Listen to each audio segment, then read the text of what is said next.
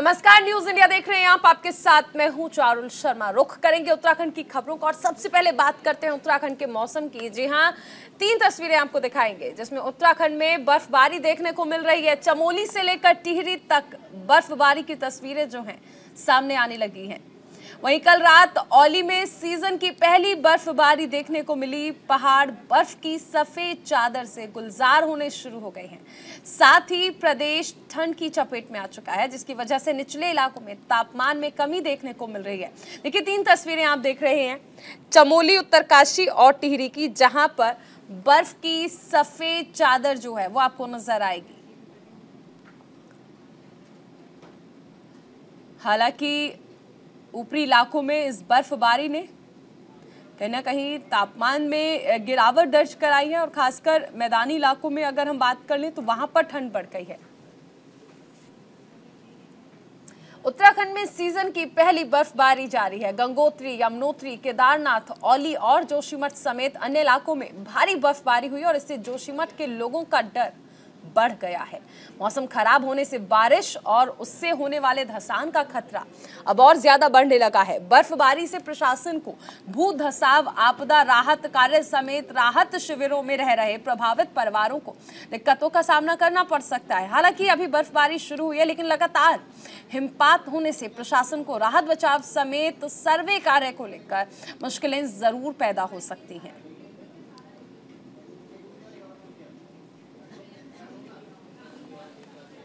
मौसम विभाग का जो अलर्ट था वो जनपद चमोली के लिए सही साबित हुआ है। कल रात से ही जो है जनपद चमोली में लगातार जो है बारिश हो रही है। बारिश और बर्फबारी का दौर जारी है, लेकिन जोशीमठ को लेकर जो है प्रशासन की चिंताएं जरूर बढ़ी हुई हैं, क्योंकि भूदसाव के चलते ही प्रशासन जो है अलर्ट मोड में हमको देखने को मिला है। हालांकि जोशीमठ का जो ऊंचाई वाला क्षेत्र है, चाहे बद्रीनाथ हो, केदारनाथ हो, चाहे गंगोत्री हो, यमुनोत्री हो, लगातार जो है कल रात से ही जो बर्फबारी का दौर जारी है। लेकिन जिस तरह से मौसम विभाग का जो अलर्ट सही साबित हुआ, इसको लेकर एक बार जो है ठंड ने जो है दस्तक दे दी है। मैदानी इलाकों की अगर मैं बात करूं तो यहाँ पे कोहरा छाया हुआ है। हालांकि पहाड़ी इलाकों में लगातार बारिश हो रही है। Pushkar Singh Negi, news India, Chamoli.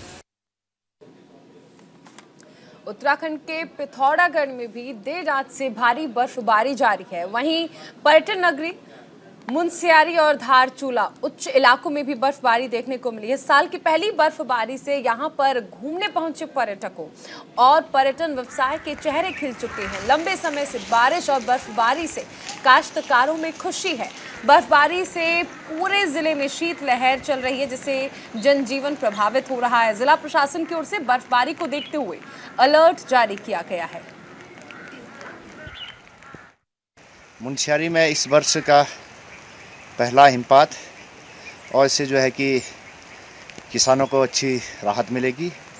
इतनी ज़रूर है कि जो मिट्टी, धूल, कंकर उड़ रहे थे और लोगों का स्वास्थ्य खराब हो रहा था, इससे राहत मिलेगी और किसानों के लिए वरदान साबित है। सबसे बड़ी बात यह है कि पशुपालकों को ज़रा दिक्कतों का सामना करना पड़ेगा।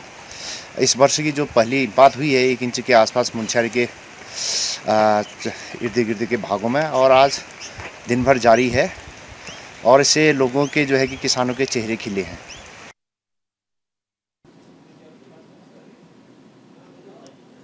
तो देखिए, बर्फबारी का दौर जो है वो शुरू हो चुका है। कई जिले ऐसे हैं जहां पर बर्फबारी देखने को मिल रही है। बर्फ की सफेद चादर हर तरफ नजर आ रही है। पहाड़ों पर मौसम पूरी तरह से बदल चुका है और इसे देखते हुए प्रशासन की ओर से भी अलर्ट जारी किया गया है। तमाम इंतजाम भी किए गए हैं। वहीं जो पर्यटक वहां पर पहुंचे हुए हैं, पर्यटन व्यवसायियों की अगर हम बात कर लें तो सभी में खुशी की लहर देखने को मिल रही है। जाहिर सी बात है कि पर्यटक वहां पर पहुंचेंगे तो आमदनी बढ़ेगी। पिथौरागढ़ और बागेश्वर में बर्फबारी हो चुकी है। इसके साथ ही आपने देखा कि किस तरह से टिहरी समेत अन्य जिलों में भी बर्फबारी हो रही है। हमारे साथ सहयोगी पुष्कर सिंह नेगी जुड़ रहे हैं। पुष्कर, देखिए, उत्तराखंड में फिलहाल कहा जा सकता है कि मौसम बदल चुका है। बर्फबारी लगातार कई जिलों में देखने को मिल रही है। बिल्कुल देखिए चारुल, आपने सही कहा कि जो पहाड़ी जिले हैं, चमोली हो गया, रुद्रप्रयाग हो गया, आप जो है मसूरी चले जाइए, धनौल्टी चले जाइए, उत्तरकाशी चले जाइए, पिथौरागढ़ चले जाइए या अल्मोड़ा चले जाइए, बागेश्वर चले जाइए, क्योंकि सब लोग यही कयास लगा रहे, चाहे वैज्ञानिक हो, चाहे आपका जो है मौसम विभाग के अधिकारी हो, कर्मचारी हो, सब यही आस लगा रहे थे कब बारिश होगी और कब बर्फबारी का दौर जो है जारी होगा। चारों सबसे बड़ी बात यह है कि पर्यटन को लेकर जो शीतकालीन जो पर्यटक दिसंबर के माह से जो चलता था, लेकिन इस बार का जो पर्यटन सीजन जो चलेगा, ये जो बारिश जो पहली बर्फबारी जो है जगह जगह देखने को मिली है, पर्यटन को लेकर जो है पर्यटक जो है, चाहे जनपद चमोली की मैं बात करूँ तो चारों जनपद चमोली में लगातार जो है कुछ में बारिश और बर्फबारी हुई थी, लेकिन पर्यटक यहाँ पे कम पहुंच रहा था। क्योंकि इसलिए पहुंच रहा था कि जोशीमठ एक सबसे बड़ा भूधसाव की स्थिति में है। यहाँ पे जो पर्यटक डर के मारे नहीं आ पा रहा था, लेकिन जब अब बर्फबारी हुई है, चाहे आप मसूरी की मैं बात करूँ तो मसूरी में पर्यटक लगातार पहुंच रहा था, उत्तरकाशी की बात करें तो उत्तरकाशी में पर्यटक पहुंच रहा था। जनपद चमोली का जो यहाँ के काश्तकार हैं या यहाँ की इस समय की जो बर्फबारी पूरे पहाड़ी क्षेत्र में देखने के लिए माहौल देखने को मिला कि सभी चारों को सबसे ज्यादा कमी हुई। हालांकि मैदान से लेकर पहाड़ों तक इस तरह से तापमान में गिरावट जरूर आई है। पर्यटन को लेकर जो है, चाहे किसान हो चाहे आपके पर्यटक व्यवसाय से जुड़े हुए लोग हों, सबके चेहरे खिले हुए हैं। हालांकि मौसम विभाग ने जब एक हफ्ते का अलर्ट जारी किया था, अभी तक 29 तारीख तक जब बारिश और बर्फबारी का दौर जारी रहेगा तो किस तरह का मौसम होगा या किस तरह की ठिठुरन पैदा होगी तो आने वाले समय में पता चलेगा। लेकिन आज का जो जिस तरह से मौसम ने पुष्कर, देखिए अगर हम बात कर ले मौसम की तो बर्फबारी से जहां पर्यटक खुश नजर आ रहे हैं, क्योंकि अक्सर हम देखते हैं कि पर्यटक पहुंचते हैं उत्तराखंड और बर्फबारी का लुत्फ उठाते हैं, लेकिन यही बर्फबारी जोशीमठ के लोगों के लिए चिंताएं लेकर आई है। यही बारिश वहां के लोगों को परेशान कर रही है, क्योंकि भूतसाव की समस्या जिससे वो हर रोज दो चार हो रहे हैं, अब उसने कहीं ना कहीं खतरा और बढ़ा दिया है, लोगों की चिंताएं बढ़ा दी है।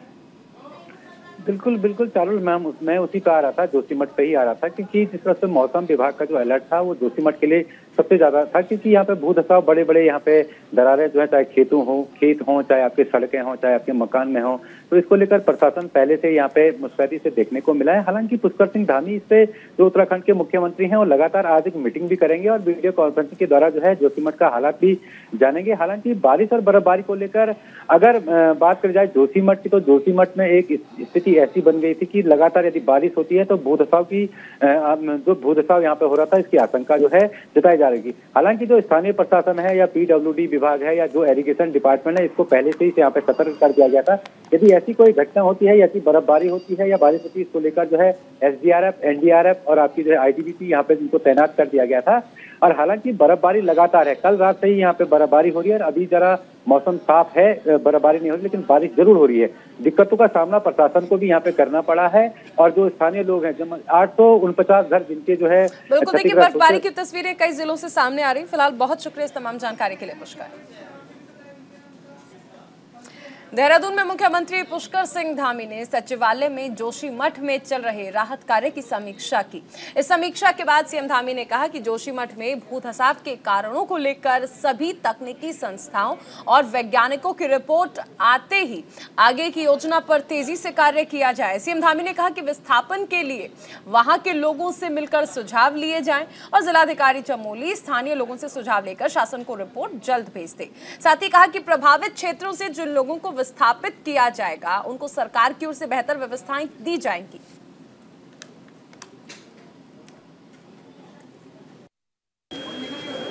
जो अभी 8 संस्थान वहाँ पर काम कर रहे हैं, उनकी रिपोर्ट आएगी और उस रिपोर्ट को कंपाइल करेंगे। NDMA की टीम पूरा उसको देखेगी।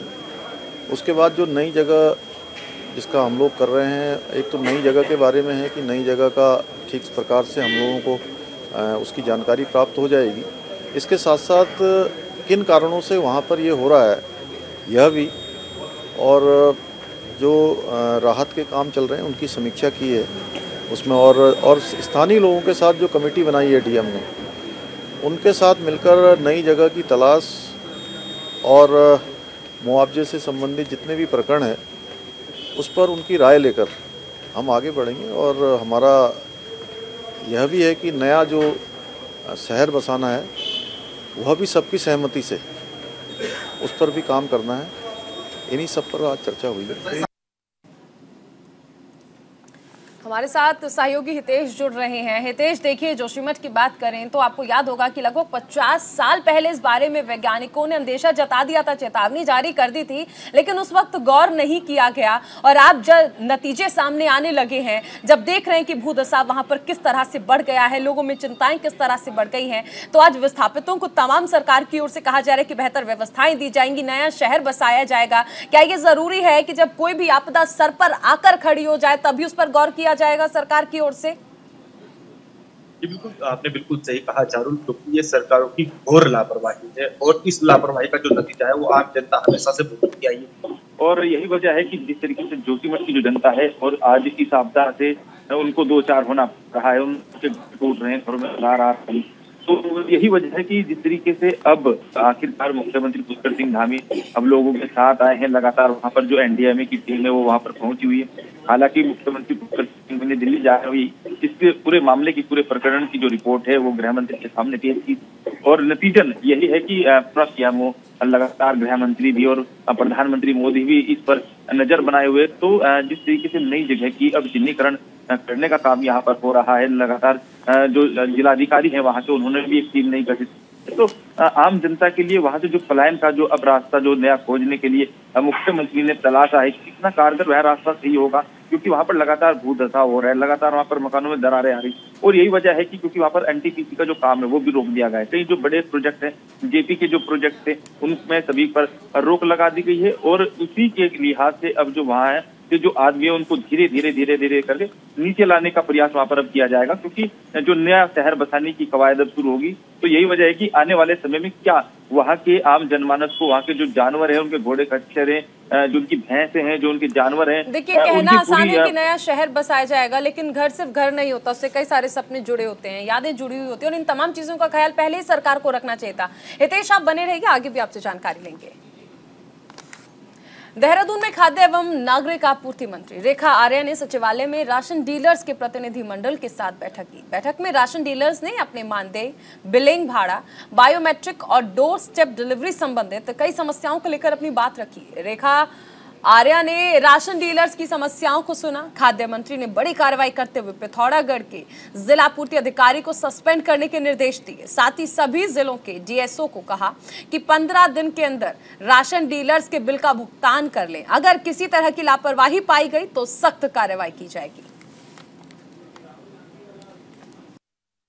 देखिए, जो अपने पूरे प्रदेश भर में 9,300 करीब जो हमारे राशन डीलर हैं, तो ये जो हमारे राशन डीलर हैं, इनके माध्यम से चाहे हमारा कोरोना कालखंड हो, चाहे हमारा सामान्य दिनों की हम बात करते हैं अथवा आपदा के दिनों की बात करते हैं, तो आप लोगों के माध्यम से ही जो है हमारा पीडीएस सिस्टम जो है वो मजबूत होता है। आप ही लोगों के माध्यम से सरकार की जो खाद्यान्न योजना है वो जन जन तक पहुंचती है। तो आज उनकी बहुत सारी कुछ ऐसी समस्याएं थी जो कि विगत कई समय से जो है बनी हुई थी, उसको लेकर आज सभी जनपदों के जो भी इनके संगठन हैं, उनके अध्यक्ष से लेकर उनके संबंधित जो भी उनके प्रतिनिधि यहाँ पर आमंत्रित किए गए हैं, ताकि उनके बिंदुवार उनके विषयों को लिया जा सके।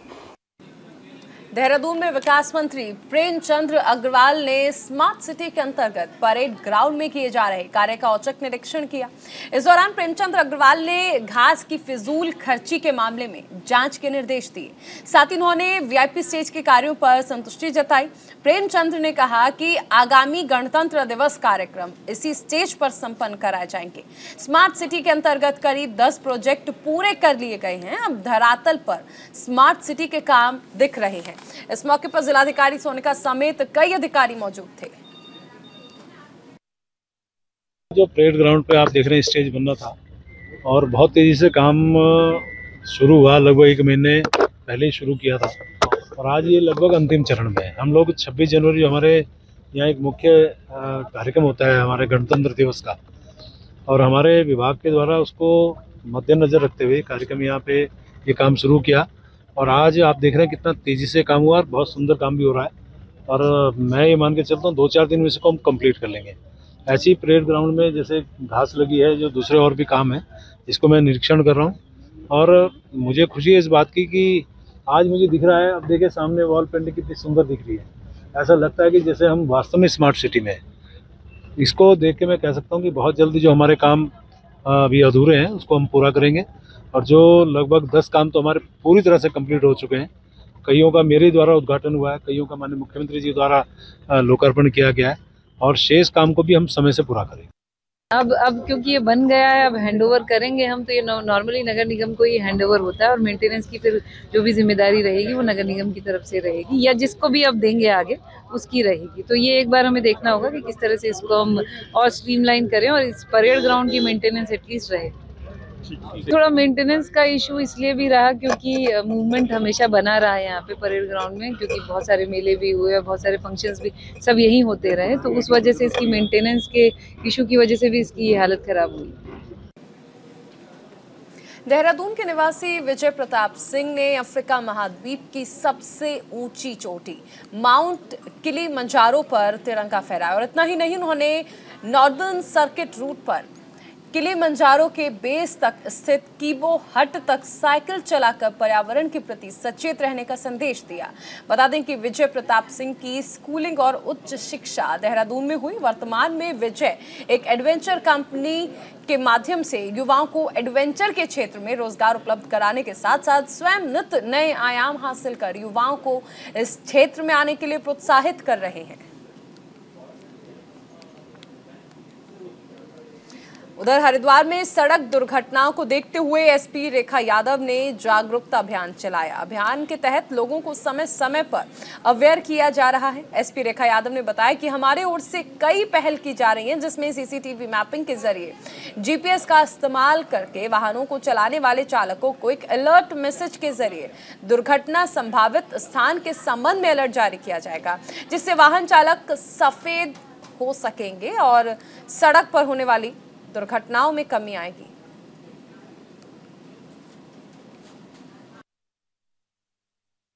जन जागरूकता अभियान वगैरह संचालित किए जाते रहे हैं। साथ ही साथ हमारे द्वारा ट्रैफिक वॉलंटियर्स के माध्यम से भी लोगों को इस और जागृत किया जा रहा है। हमारे द्वारा एक नई पहल इसमें शुरू की जा रही है, जिसको हम एक्सीडेंट प्रोन साइट्स की सीसीटीवी मैपिंग करेंगे।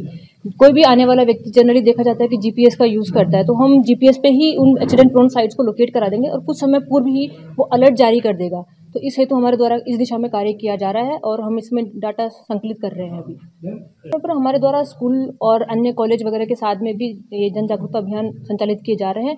अभी कुछ समय पूर्व हमारे द्वारा नाबालिग द्वारा वाहन चलाने के एक अभियान चलाया गया था, उसमें हमें सफलता भी मिली है। लोगों का भी बहुत सहयोग इसमें रहा है। साथ ही हमारे द्वारा स्कूल और कॉलेज प्रबंधन को लेटर दिया गया है, जिसमें उनसे आग्रह किया गया है कि जो भी नाबालिग बच्चे हैं उनको वाहन चलाने हेतु मना किया जाए, ताकि कोई बच्चा ऐसा वाहन लेकर भी आता तो उसका प्रवेश अपने स्कूल में वर्जित किया जाए।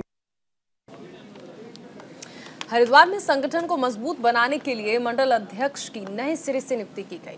जिले की ज्वालापुर पश्चिम मंडल अध्यक्ष पद पर रीता सैनी को मनोनीत किया गया है।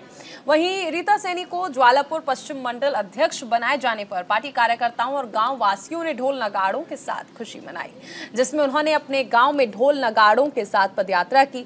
वहीं रीता सैनी ने कहा कि संगठन और सरकार एक गाड़ी के दो पहिए हैं और एक दूसरे को बिना किसी का भी आगे बढ़ना संभव नहीं है। संगठन के साथ पार्टी की मजबूती के लिए कार्य किया जाएगा। भारतीय जनता पार्टी के पदाधिकारियों का, प्रदेश नेतृत्व का और जिला नेतृत्व का और अपने कार्यकर्ताओं का धन्यवाद और आभार व्यक्त करती हूँ। भारतीय जनता पार्टी ने मुझ पर विश्वास जताया और मुझे मंडल अध्यक्ष चुना गया। मैं उनके विश्वास को और अपने कार्यकर्ताओं के साथ मिलकर भारतीय जनता पार्टी के कार्य को आगे करती हूँ। जो भी समस्याएं मैं अपने कार्यकर्ताओं के साथ मिलकर, अपनी पार्टी के पदाधिकारियों के साथ मिलकर जो भी कार्य है मैं उन्हें पूरा करने की कोशिश करूँगी।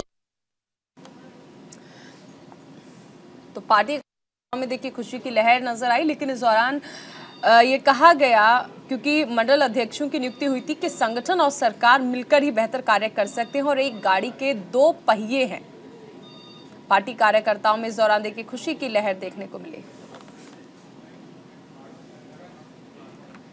खबर हरिद्वार से है, जहां पर वीआईपी कार से डकैती की वारदात को अंजाम देने आए बदमाशों पर हरिद्वार पुलिस ने नकेल कसी। अवैध तमंचे और चाकुओं के अंतर्राज्यीय गैंग के 6 शातिर बदमाशों को पुलिस ने गिरफ्तार किया। गैंग का लक्सर क्षेत्र स्थित सोलर पावर प्लांट में डकैती करने का प्लान था।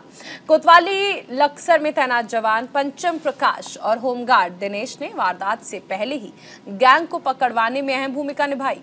गिरोह से पूछताछ में चौंकाने वाले खुलासे हुए। गिरोह ने लक्सर क्षेत्र में 6 चोरी की घटनाओं को अंजाम दिया।